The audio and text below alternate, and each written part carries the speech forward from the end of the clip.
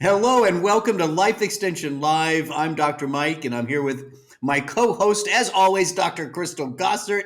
And today we're going to talk about thyroid health. Now, Dr. Crystal, we've talked about the thyroid before, but we did it more about labs and Right. how to measure thyroid function and all that kind of stuff. And a lot of good information I think we did a podcast on that as well. It wasn't just a Yes, live we did. show. Yes, a live Um, and a podcast. so you could go to liveforeverish.com and search for that thyroid one. But what we wanted to talk about today, are real solutions for people who are dealing with thyroid issues. And of course, the number one issue people deal with is low thyroid.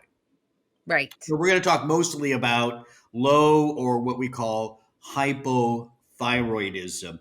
But let's take a step back first. Mm-hmm. And Dr. Crystal, can you give us a nice summary of why the thyroid gland is so important and what does it really do for us? The thyroid gland is often called the metabolic throttle. So people often think of it as kind of the thermostat in the body. It's what's controlling energy metabolism. And I don't think that people often think about the downstream effects of that. What does that really mean when we say your metabolic throttle? Dr. Mike, I had trouble getting that one out. So what does that really mean? And what that means is the thyroid hormones are controlling how the body processes and releases energy from your nutrients. I Yeah. mean, that the thyroid, your cells cannot properly take in the nutrients. They can't receive the right amounts of oxygen. The cells can't manage waste efficiently. So in order for your cells to work, you need thyroid hormones. Yeah. So when we Yeah. talk about it being that throttle, yes, I think we What is can it? understand now the trickle down effect and why thyroid function is so far reaching. So it's like for me, the analogy for me is driving a car, right? I Like love your analogies. Let's hear this well, one, and I, everyone. I like cars with some big fast engines. I do. I like to step on when I hit that throttle, that accelerator. I want that engine to, and go and vroom and take off. Hmm. And that's kind of the analogy here. That accelerator, when you step on the gas, you're pushing all of that fuel through. It's igniting. It's going. The engine loves it, and it runs. That to me is kind of what the thyroid gland is to your body. It allows your cells to receive the fuel, right? And Yes, take yes. off. But I joked. I think I told you this. My first car in high school was a Chevy Chevette. Oh, Anybody online know Chevy Chevettes? Remember those cars? Worst cars ever made. I oh literally no. think the engine was a lawnmower engine. It was like the smallest little thing. And I remember like being at a stoplight and it goes green and I step on the throttle and instead of vroom, I get dun, dun, dun, dun, dun, dun, dun, dun, dun, like, Ugh, and that to me is, yeah, that's the thyroid issues yeah. that we're dealing with. The engine wasn't getting the fuel that it needed. I don't know. That Mhm. that's how I think of it. That's a good analogy, Dr. Mike. I'll give you two thumbs up for Okay, that. you approve that one. She doesn't always approve my analogies. Analogy approved. Okay, so that gives us a good idea of what we're talking about. The thyroid gland's right here. Hmm. You really shouldn't see it. In some people, you can maybe see the little arms of it a little bit, but if it's prominent, go see your doctor because you probably really shouldn't see it that well.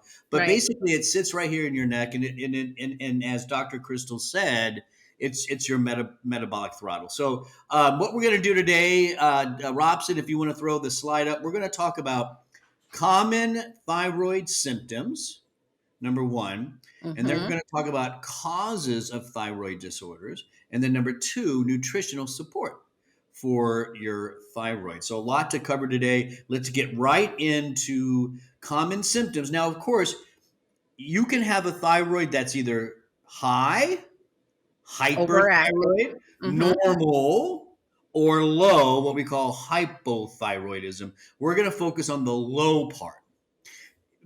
hyper is pretty rare. So we're going to focus on the low part. Dr. Crystal, give us some idea of what somebody may be going through if their thyroid is a little low. Yes, the list of symptoms are long. This list is long. Low energy, that's kind of classic low thyroid symptoms, but also difficulty concentrating, hair loss, dry skin, just kind of a poor or lethargic mood, elevated cholesterol. Yep. That's a sign. Um, Constipation. Did I mention that one? Constipation. Also, reproductive issues. And so the list goes on and on and on. And it all goes back to, I think, our initial conversation about, the function of the cell. And if cells aren't functioning properly, then it can manifest Right. in Yeah. many ways. And so you can see so many of these symptoms, There's a Dr. lot of Mike. symptoms.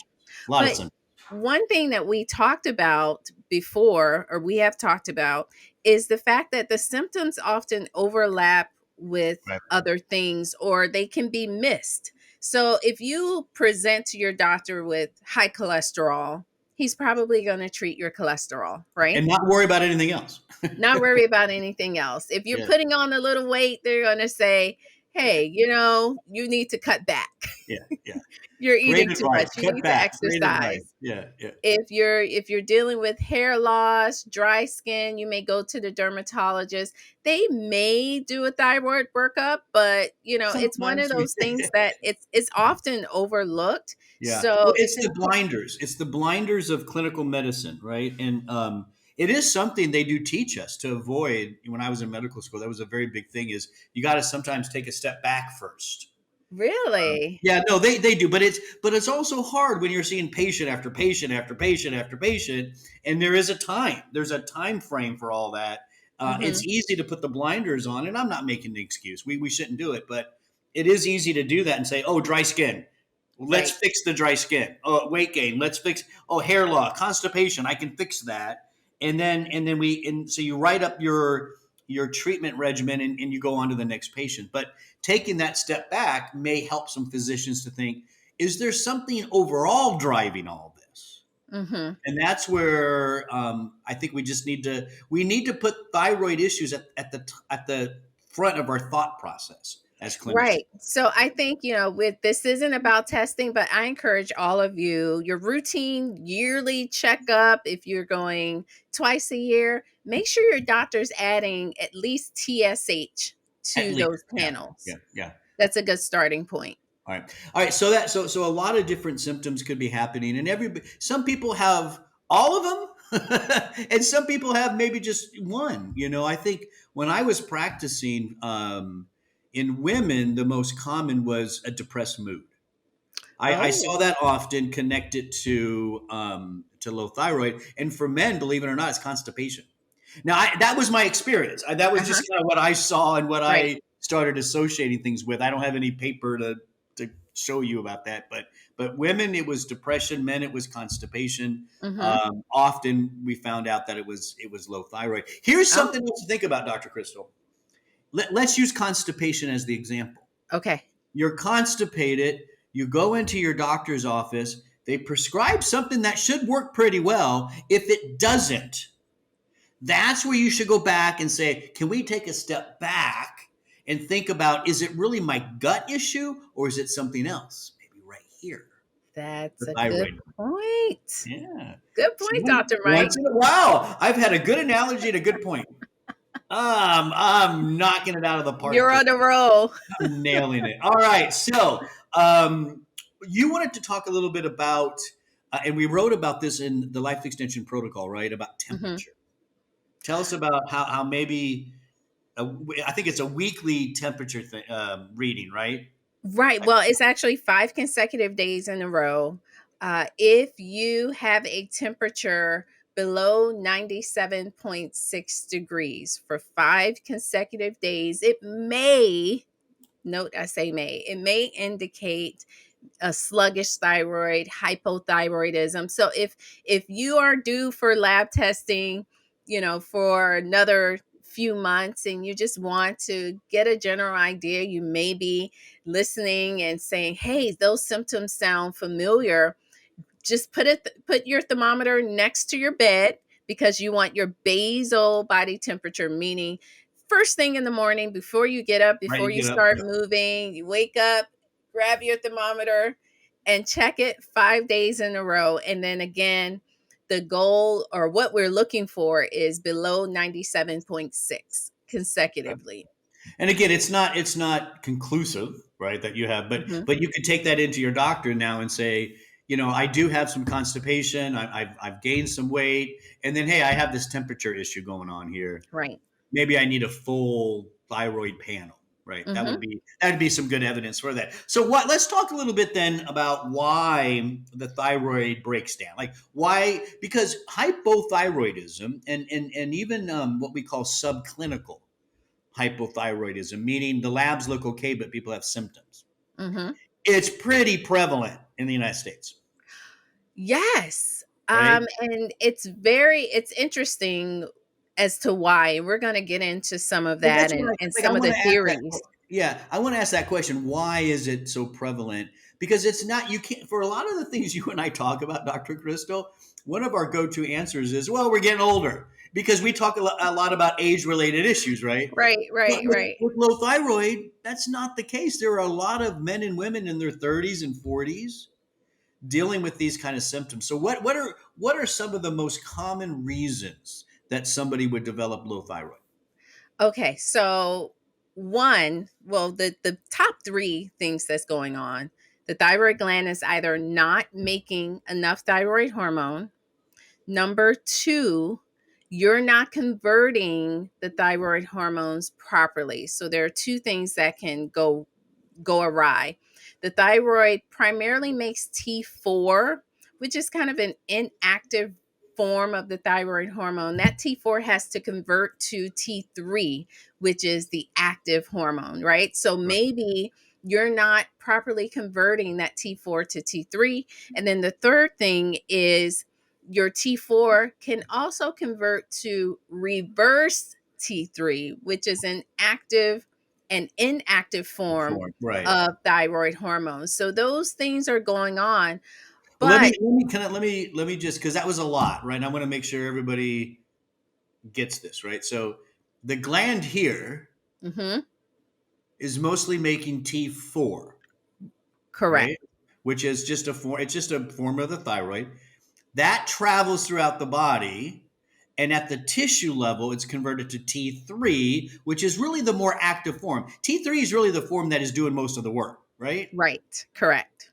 But then there's a problem. Sometimes T3 can become inactive and we call it reverse T3. So those are your main, you're not making enough here, you're not converting enough out in your tissue, and then some of that active T3 turns into this weird reversed form that doesn't work at all. So Right. that's is that a good summary? That's a great summary. So then the question is, the larger question is, why is that happening? And why are so many people dealing with thyroid issues? So there are four main reasons that I've just in research I've come up with. One are nutrient insufficiencies. So we're just not eating the foods that's going to give us, those building blocks, the iodine insufficiencies. We're Mhm. not having enough of just that raw material. The second thing is stress. The stress, cortisol stress causes T4, that thyroid, the main one that the thyroid gland's making, can cause that T4 to turn into that inactive T3. So we're dealing with stress, And gut most people issues, most people are. Right. right?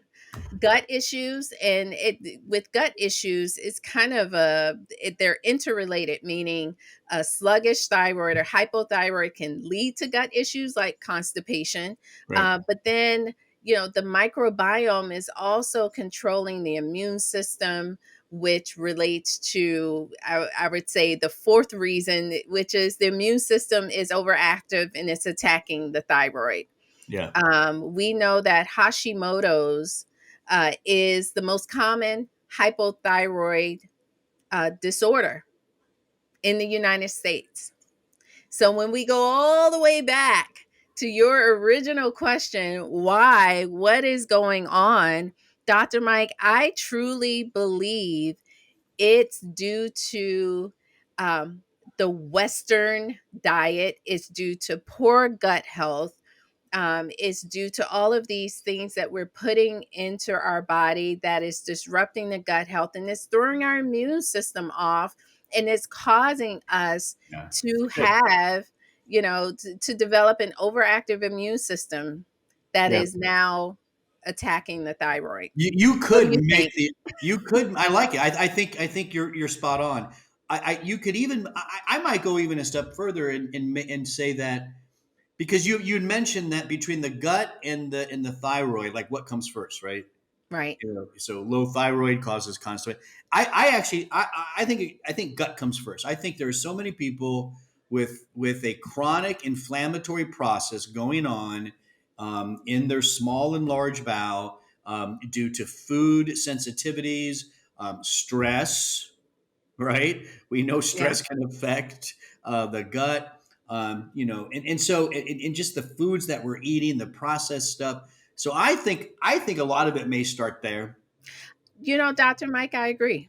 Yeah, I think, and we're just talking and discussing. There's no one knows for sure, right? I mean, I think a lot more research has to happen, but there's so many gut disorders and so many people with dealing with gut issues, specifically inflammation, that I do think that could be what's driving then a lot of the thyroid issues. Just I agree. And as you were saying that, the other thing I thought about is, the overprescribing of antibiotics, the fact that we all want over the place. we Yeah. want that for everything. Hey Yeah. doc, I'm not going to be happy unless I leave out with the prescription. Listen, that's well known. Hey, Dr. Crystal, in clinical medicine, we know that if somebody walks out of your office and you didn't do something to them or for them, they Mhm. don't like you and they don't come back. Oh boy. So doctors, even with just one little runny nose, oh, let me at least do this for you. Here's your prescription. And now Right. they feel like you did something. You heard them, and now they're happy. And that's what doctors do. The number of Z-Pack prescriptions filled out in this country every year, which is to fight bacterial infection, by the way. Mhm. But Not viruses. I think it's safe to say half of those prescriptions are useless because people were dealing with allergies or viruses. But all of that antibiotic, man, it goes right to the gut, kills out that microbiome, and now you're even more sensitive to the food and the processed stuff and the stress and all that. Yeah. Right. So the question is, how do you get out of if if you are in a rut now and you're realizing, oh no, What you're am I going to talking to do? me. Yeah. Well, What do break I it down for do? us, doctor. Like, take it through, like the nutritional insufficiencies. Like, take us through each one of those. What regimen would you set up for somebody? So my first regimen is making sure people are eating real food.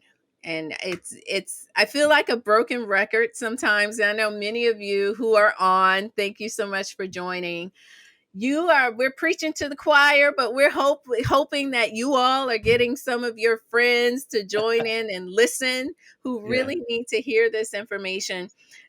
Real food meaning as fresh as you can get it and as close to that food can be to the natural state, so that you're going to get lots of the trace minerals that's needed to support thyroid health, and also eating a variety of foods. So we'll start with iodine. We know when we talk about T4 and Mhm. T3, those 4 and 3, that represents the iodine that's attached to the amino acid tyrosine. Right. So, building blocks of thyroid hormones, these are nutritional components in things that food that we eat every day. Iodine, Well, but Dr. tyrosine. Crystal, what about iodine's a big issue because most of the iodine comes from sea plants, Yes, seaweed.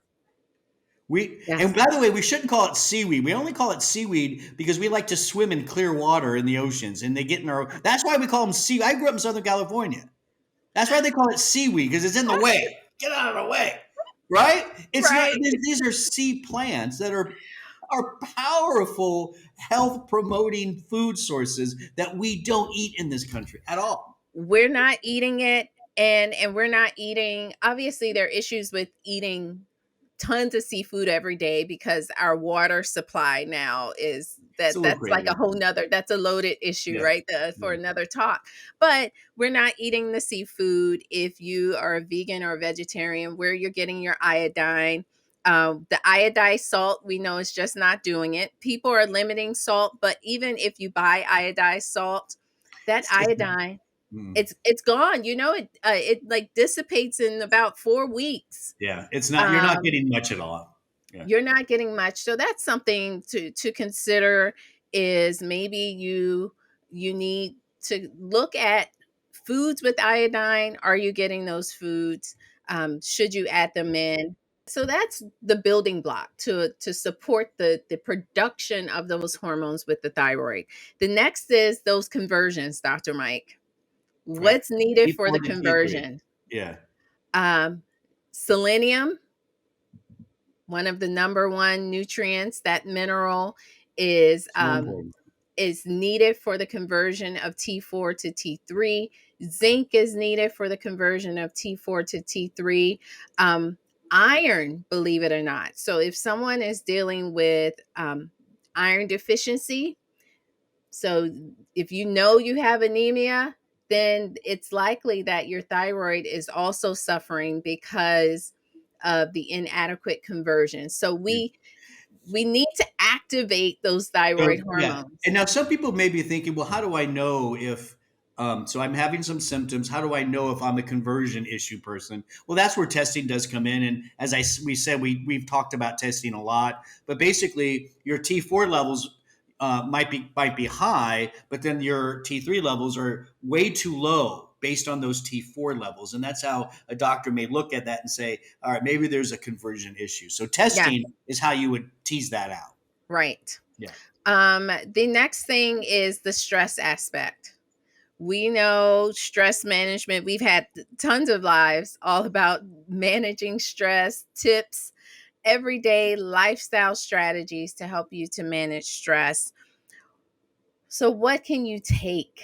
Yeah. What nutrients help to support stress? I'm a big fan of adaptogenic herbs, Dr. Of course. Mike. Yep. Yep. We talk about them a lot, and we should. Yes, we do. I love lemon balm. One that we do have good research, ashwagandha. Of course. And there's actually research with ashwagandha stress, but also with thyroid. Yeah. Ashwagandha can help with the production of thyroid hormones as well as preventing that thyroid hormone from turning into inactive thyroid hormone, or that reverse T3. And Yeah. I wrote a study here that I wanted to share. In one randomized control trial, this was 50 subjects with high TSH levels. So, Now do that's you want to explain what that means, yeah. Dr. So Mike? TSH is the hormone that comes from the brain and tells the thyroid to make thyroid. So if you have low levels, the TSH level goes up because the brain is trying to get the thyroid to turn on. So it's throwing out more and more and more TSH. So the high TSH is an indication that your thyroid is not responding to that stimulus and you're not making the T4. Yes. Thank you, Dr. Mike. So in this study, they had the high TSH, which indicated a low functioning thyroid, 600 milligrams of ashwagandha for 8 weeks. So there was the placebo group as well. Those in the treatment group that received the 600 milligrams of ashwagandha experienced normalized thyroid uh, Pretty good. labs, Yeah. including T3, T4, and TSH levels. So we know we have research that ashwagandha can be beneficial for thyroid health. I think it also is again. I think this really sheds the light on how detrimental chronic stress can be in our lives, right? I mean, I again, you have this great study showing some great results from adaptogenic herb. But this herb ultimately is treating stress. That's what it's, and so that tells you, yeah, listen, high levels of cortisol throughout the day, chronic stress throughout your day, it's not good. It affects so many body parts. Right. So, and like we mentioned, there is just no one way to help you manage stress, and it's something that you have to find the strategies. It's an Yeah. individualized approach, and find a way to help to manage it. Yeah, I definitely agree. So that's ashwagandha. You also talk about ginseng with Yes, thyroid we issues, know right? that ginseng can be helpful in research. Ginseng was beneficial for individuals who had like cold hands and cold feet. That is something that people with hypothyroidism often experience, just the sensitivity Yeah, to yeah, cold and temperature. So we yeah. know that's helping to do that, as well as decreasing reverse T3, Right, which is which is that that weird inactive thyroid. inactive form that you don't want reverse T3. That's the story is you want T3. That's the active form. That reverse T3 is just an unruly little guy in there that's not going to do you any good. That really is a production of stress. So he's a whacked out, stressed out T3. That's the way to think of it. Now, here's what we do. Now, gut health is important too. So on the count of three, I want you, and I'm gonna do it too. So on the count of Okay. three, we're going to shout out our number one suggestion for starting with gut health. And I don't know what you're. I have no idea what she's gonna say. I have no idea. I'm so nervous. If you're watching, you want to join in on three. Type in real fast, like what you think. So ready? One, two, three. Probiotic. Probiotics. You were behind me. You cheated. You waited. You waited. That's like no. That's like playing that what the hand thing, and you waited till you saw. She cheated. I had my mouth was ready for the P. If Probiotic. you all scroll, Yeah. scroll back, you'll see. Yeah, everybody, probiotics, big. I mean, we've done so many shows on probiotics, and we're going to do several more. Yes. Right? Very important to create that healthy microbiome balance. And it's not just really about the balance thing too. It's those healthy bacteria. They metabolize food sources that you eat in ways that are beneficial for you, that heal the gut, that improve neurotransmitters. Even I mean, it's quite fascinating what a healthy microbiome can do for you. You also, though, would like to add vitamin D, right? Of course, you can't talk about thyroid and not talk about vitamin D, especially in the United States, with Hashimoto's being the most common cause. Hashimoto's, again, that's the autoimmune thyroid condition. And so you have to think about your vitamin D status. For sure. Yeah, Check yeah, your levels, yeah. typical It, yeah, and typical it's safe. amount. Yeah. It's safe too because a lot of people with autoimmune disorders, they're very cautious about taking immune boosting supplements, and they should be. Yes. And life extension can help you with that. Call our wellness specialist. They'll go through a lot of the research for you and find the nutrients that are okay with autoimmune disorders. And overall, vitamin D3 is fine. Vitamin D3 is the one you want to take, right? Yes. That's been shown to help at least reduce some of the impact of an autoimmune disorder.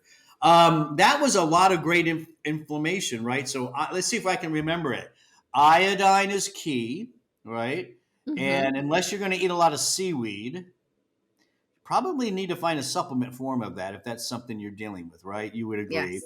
Tyrosine, the amino acid, your body makes that. So Yes. we don't usually suggest tyrosine supplementation, but I do think it's out there if you felt like you needed to do that. And just cleaner food, right? I liked what you said about real food. Think of it this way: real food doesn't come in boxes. Very Real true. food doesn't need an ingredient list of 80 things. right? It just Mm-mm. right. I mean, real food is broccoli. I mean, it's just broccoli. You know, Yes, there's nothing else. So think about that too when you're looking at food choices. You know, box versus an apple. You know, it's that it can be that simple. You know, definitely reduce the stress. Ashwagandha is important. You know, improve the gut health, probiotics, vitamin D, a lot of great inflammation. But if somebody were to do all of this, right? Somebody can do all of this and still not have the best response because we're all different individuals when it comes to supplementation. So sometimes you may just need a prescription. And here's the thing. Dr. Crystal and I, Life Extension, we are not against conventional medicine in any way, shape, or form. We are absolutely. for whatever is best for you, Mm-hmm. right? And Right. listen, Dr. Crystal, you would agree with this, right? You can't live without thyroid. So if you're struggling and you're trying all the natural things and they're just not quite working, please talk to your doctor and get on a prescription. But there are some maybe better options with Right. prescriptions, right? Dr. Crystal, you want to tell us a little bit about that? Yeah, so you have most of your prescriptions, but most people are familiar with Synthroid, which is T4 or levothyroxine. If it's a generic, that's T4. Now, your T4 still has to convert to T3, remember. So, those you still need to support yourself from a nutritional perspective. If you find that your T4 prescription is just not working, you still feel sluggish, you're still having symptoms, talk to your doctor about maybe adding in some T3. Mm-hmm. Doctors are a little hesitant about T3 because it can be very stimulating. It's, we're giving you that active thyroid hormone, but based on testing, some doctors are open to that. And then there is also the the, I wouldn't say the compounded Yeah. thyroid hormone. So this is coming from a dried porcine thyroid gland. And some people do very well with those. That's like your Armor, your Westroid, Nature Throid. And, the, Those and these options are providing more of the T4 T3 combo in general, right? Right. Yeah. T4, T3, and even some other components that the thyroid gland makes, like calcitonin, which is supporting calcium balance in the body. So you're getting a more well-rounded thyroid hormone replacement. Yeah. So those are some options. Again, it's an individualized approach. Figure out if it's based on symptoms as well.